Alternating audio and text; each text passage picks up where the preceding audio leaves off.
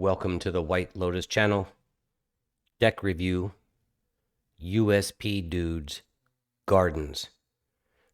He took down a league at 5-0 a couple days ago with his take on the deck. One of the things I first noticed was the mana base. That is very clean, very, very sleek for a Gardens or Golgari control, whatever you want to call it. I prefer Gardens. Absent is Bojuka Bog, Karoo Lands, Vault of Whispers. It is prioritizing swamps heavily. Why? Due to Defile. One drop through pretty much any stage in the game is going to take out any creature the opponent may provide. But let's talk before we get into individual cards. This is a control deck. So its strategy is what? Like any other control deck. Get ahead on card advantage. Play its removal suite in the early turns. If there's not a lot of things to deal with in the early turns, it's going to get ahead on Ichor Wellspring and Lembas. Its removal suite is just ridiculous.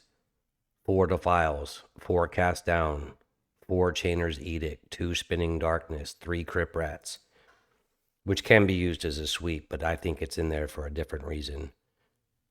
Dual purpose. But you'll notice that what's missing, Snuff Out is not in there. Land of War Visionary, Jewel Thief. There's a lot of different builds. Guild Sworn, Prowler is absent. There's a lot of different builds of Gardens, but when looking at this original deck, there's only 2 copies of Avenging Hunter. What is the win condition, typically? And I think, unless I'm interpreting it incorrectly, it is to stay ahead with a clean board state, early Monarch, which is achievable frequently on turn 4, due to card advantage, 20 lands. It's easy to keep their board clean, stick the early Monarch to get ahead on card advantage and hold it, you defend it. A copy or 2 of Avenging Hunter, just get up on initiative.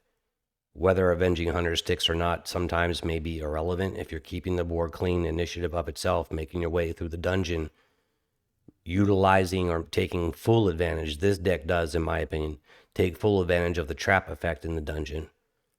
You got to win the game, right? There's not a lot of ways. You're just not going in for damage. So for the game plan, Colony Gardens turn 1, swamps the rest of the way. I really just prefer one garden, not to get a whole bunch of gardens, because this deck is very nuanced in the sense that even that token that you typically would go Deadly Dispute, Reckoner's Bargain on, that token is likely getting forged off the initiative mechanic. If you have to sack it, sack it. But every single one of these creatures in the deck, once they're gone, the cat can come back a little bit. You'll also notice no Blood Fountain. So when I looked at this particular deck, it's get the Monarch on curve, initiative on curve if you can, but with only 2 copies of Avenging Hunter, that may not be the case. And you're looking to finish with Crypt Rats. You're going to be ahead on life due to Spinning Darkness, multiple Lembas activations for 3 life to gain 3 life. There's a little bit of tension. There's times that Cauldron Familiar is in the graveyard, and I don't bring it back to the food if I have to stay ahead. Because when you Crypt Rat for the win, or 2 activations off a Crypt Rat, you got to be way up. And if you're against burn or something else, with red spells, you got to be a lot higher than that, because you can put yourself in burn range, thinking that you're going to get it on the next turn.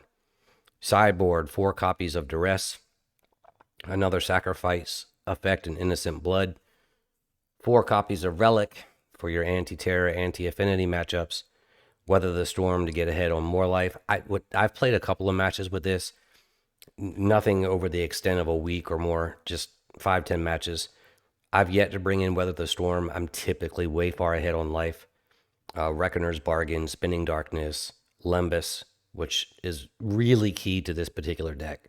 There's a lot of sacrifice it for 3, and it's bringing it back into the deck. You're going to hit it again and again and again. Echoing Decay for tokens matchups.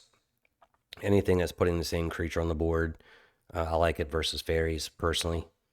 You'll notice there's no Shrivel. There's no Suffocating Fumes.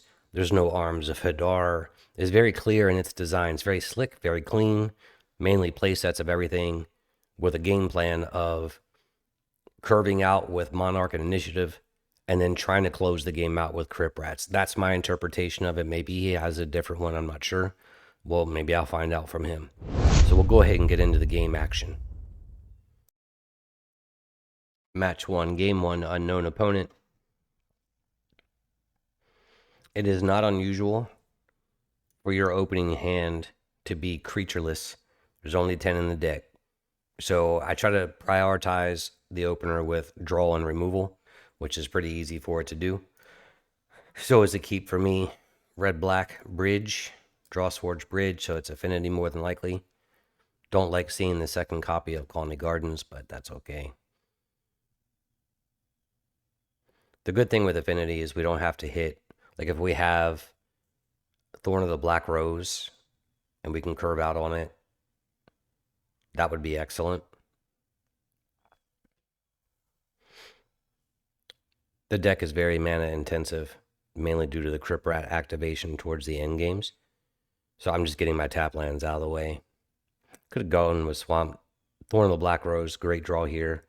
We've got Monarch.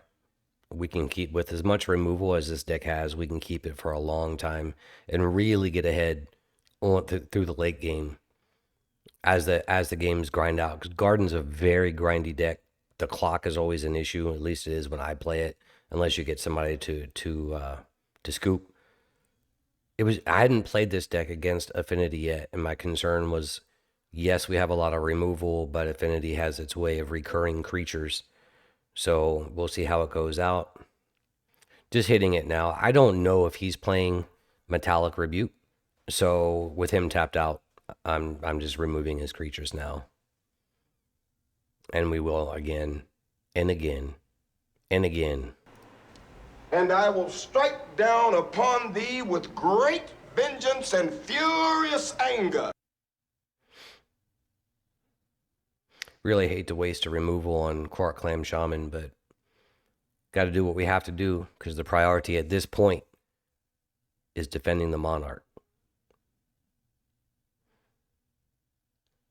Now, I could have, what I typically like to do in card sequencing is give myself access to more information first.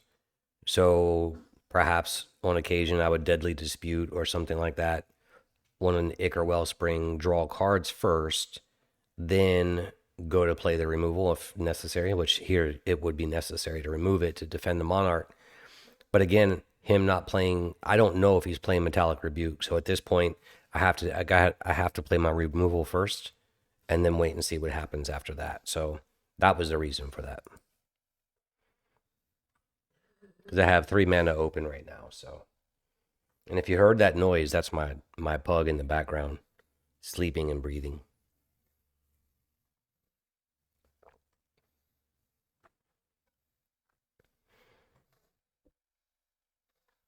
Also against Affinity 2, like I try to keep the board clean, as many Chainer's Edicts in hand as possible for any Kenku.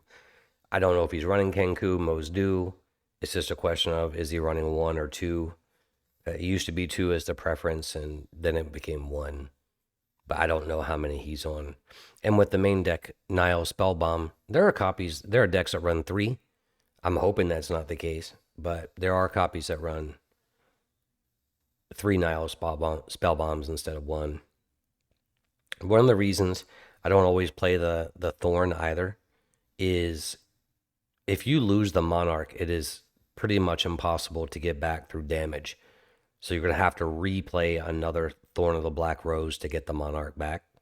Even though the board is clean right now, I did play it this turn. I didn't play it last turn. But that's your only way of getting the Monarch back for the most part consistently. You're not getting in for a lot of creature damage, which is also the case with Initiative, right? You have 2 copies of Avenging Hunter. Odds are they don't survive. So sometimes you just have to hold back on it and play it later to get it back if you don't think that you can keep the board clean. And at this point, we're just really trying to get to Crip Rat range, right? We got a lot of swamps. It's fine.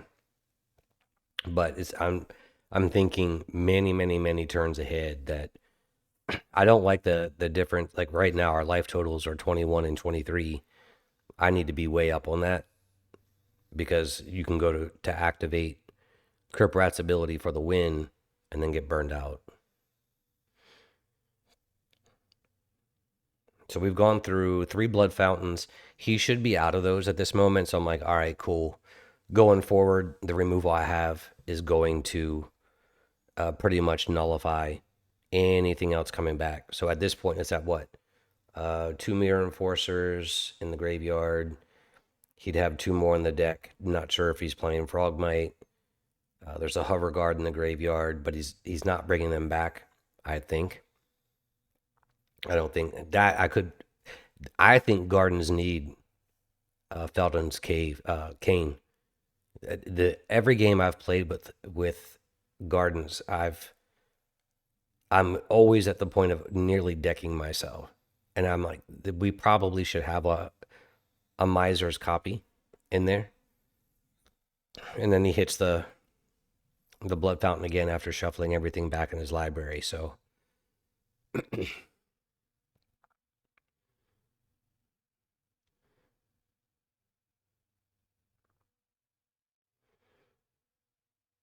really important here on your initiative to try to go down the trap route because you don't have a ton of ways to deal a lot of damage. So you're draining life off trap. Maybe you grab some points with the cat. I don't know how many turns this game is going, but I'm at this point, I'm going to need Spinning Darkness and Crip Rat. So I'm ditching a swamp because it's all I can do at the moment.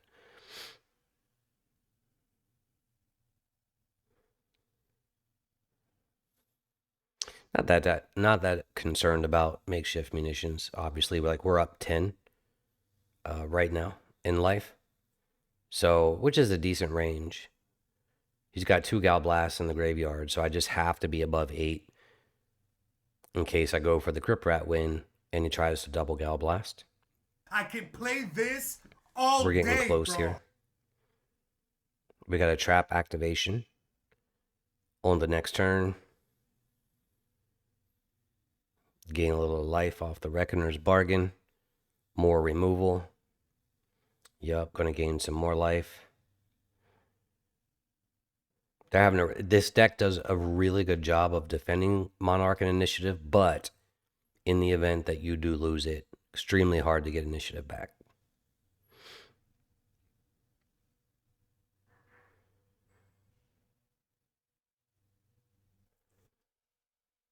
And then we go for the Crip Rat win. And I'm overdoing it in case he tries to Reckoner's Bargain something away. So as you can see, 9 cards left in the deck on turn 13. Hard to get damage through, but you have to navigate the deck differently. I really like its mana base, though. It's so clean. You're not really behind on tempo ever. Not in my experience. I think the cane is probably something that's almost necessary, really, because you're going to have to get those Avenging Hunters back more than likely. The clock has always been an issue. We're ahead right now. We did win the match. I'm not going to do the whole match, but it's a little different build, minus the snuff outs, minus the blood fountains, much cleaner mana base, prioritizing the win condition of Crip Rats, really focusing on getting the Monarch, holding the Monarch, getting initiative, defending that, and then just grind the game out, which is, you have so much removal, it's very difficult for them to have any type of board state. But hats off to USPDudes for going 5-0 in the league.